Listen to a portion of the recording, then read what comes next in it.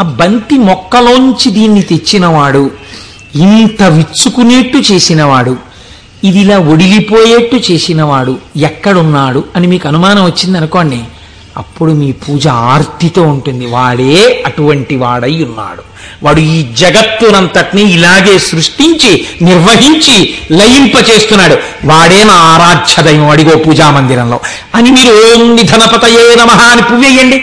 రమించిపోయింది మీ హృదయం. ఇది మహేశ్వర దర్శనము. కాబట్టి ఇప్పుడు ఈ ఉత్సుకత, చూడాలి చూడాలి చూడాలి ఈశ్వరుణ్ణి అన్న తాపత్రయం మీరు సృష్టి స్థితి లయానుసంధానము నిరంతర ప్రక్రియగా చెయ్యడంలో ఉంటుంది.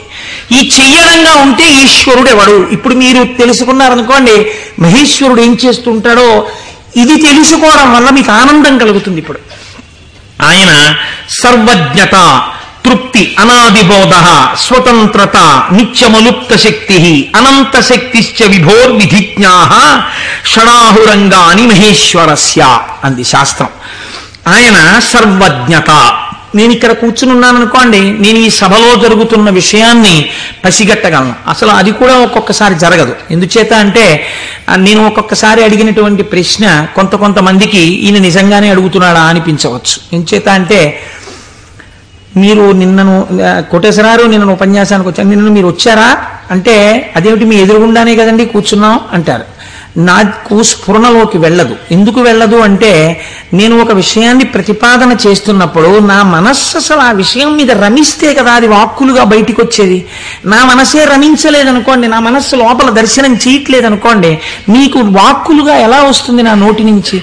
నా మనస్సు అక్కడ ఉండిపోయినప్పుడు నా కన్నులు ఇలా తిరిగినా ఏవో కళ్ళంలోంచి మనస్సులో కెడతాయి, కానీ ఇవన్నింటినీ మనసు పట్టుకుంటోందని మీరు అనుకుంటున్నారా? పట్టుకోవట్లేదు. ఎందుకంటే ఆ మనసు వేరొక వస్తువుని పట్టుకుని ఉంది. దానికోసం ఉపన్యాసం చెప్పడం, ఇంకో ప్రయోజనం కోసం కాదు.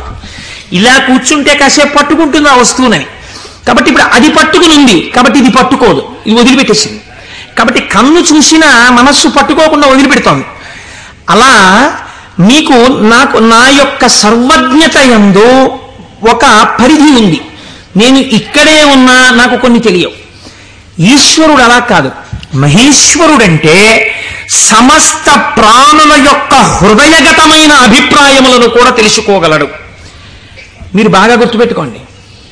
మీరు చేస్తున్న పూజని చూసి నేను పూజ చేసుకుంటున్నాను అనుకోండి, ఉదాహరణ వేరొకరి మీద ఎందుకు పెట్టాలి?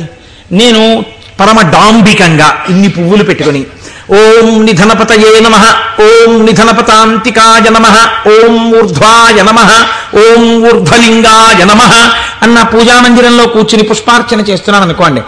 మీరు కోటేశ్వరరావు గారు ఉన్నారా అండి అని హాల్లోకి వచ్చి కూర్చున్నారనుకోండి, ఆహాహా ఏం పూజ చేస్తున్నాడండి కోటేశ్వరరావు, నిజంగా ఏమి ఉచ్చారణ, ఏమి నామాలు చెప్తున్నాడు అని మీరు ఇక్కడ గబగబా సోఫాలో కూర్చున్న వారు కింద కూర్చుని కళ్ళు మూసేసుకుని ఇప్పుడు ఆయన ఇలా పువ్వులు వేస్తుంటారు, ఇలా నామం చెప్తుంటారని మీకు ఆ నామాలు రాకపోయినా మనస్సులో ఇలా మీ చెయ్యి అంటూ మీరు పువ్వులు వేసేస్తూ మీరు కూర్చున్నారు.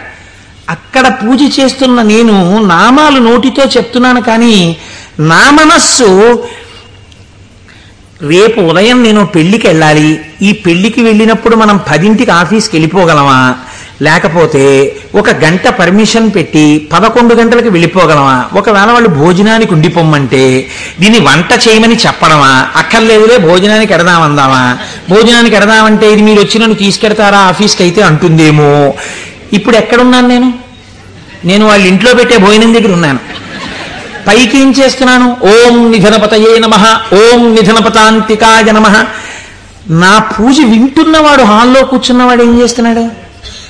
ఆయన కోటేశ్వరారు ఎంత బాగా పూజ చేసుకుంటున్నారో అని తను వచ్చిన పని మర్చిపోయి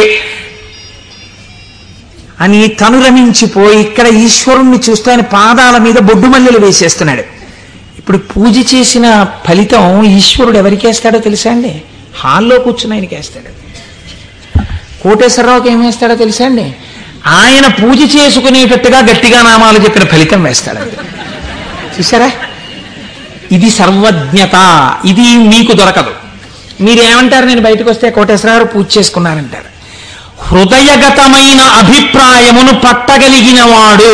అందుకే శివానంద లహరిలో శంకరాచార్యుల వారు మాట అన్నారు, వటుర్వా గేహీవా ఇతిరపి జటీవా తదితరో నరోవా యక్కశ్చిద్భవతు భవకింతేన భవతి యదీయం హృత్పద్మం యది భవతధీనం పశుపతేః తదీయస్త్వం శంభో భవసి భవభారంచ వహసి. నువ్వు వటువా మాకు చెప్పకు, నేను ఉపనయనం చేసుకున్న వటువునండి, ఏం కావాలి మాకైతే? నువ్వు సంధ్యావందనం చేస్తావా, గాయత్రి చేస్తావా చెప్పు. గేహీవా, నేను గృహస్థాశ్రమంలో ఉన్నాను, అయితే ఎవరికి గొప్ప?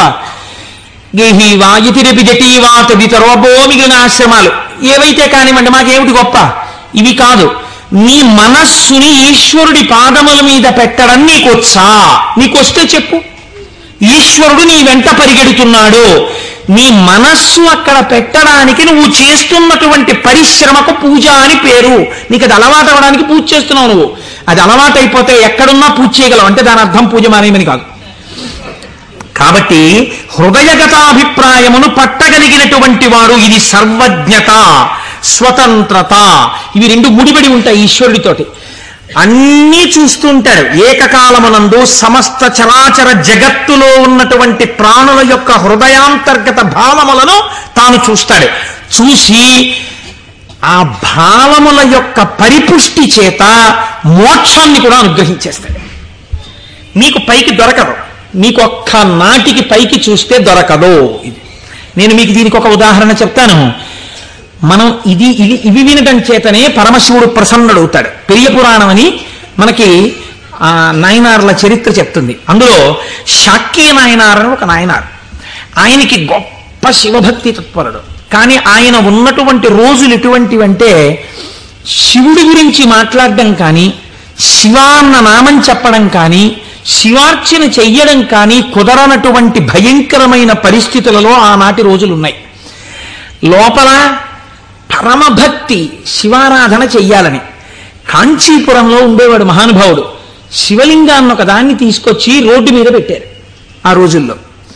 ఈయన కోరిక ఏమిటంటే, మనసులో ఒక్కసారి ఆ శివలింగం దగ్గరికి వెళ్ళి ఇన్ని పువ్వులు పట్టుకొని కాస్త 2 నామాలు చెప్ప శివలింగం మీద పూలెయ్యాలని. ఆ రోజుల్లో పరిస్థితి ఏమిటంటే, శివలింగం మీద పూలు ఎవడైనా వేశాడో, శివుడికి నమస్కరించాడో ప్రళయమే. కాబట్టి ఇప్పుడు ఎలా శివ పూజ చేయడం? ఆయన ఏమించుకున్నాడంటే మార్గం, శివార్చన చేయని వాడిలా పైకి కనపడాలి, లోపల శివార్చన చేస్తున్న కోరికకి తీరాలి.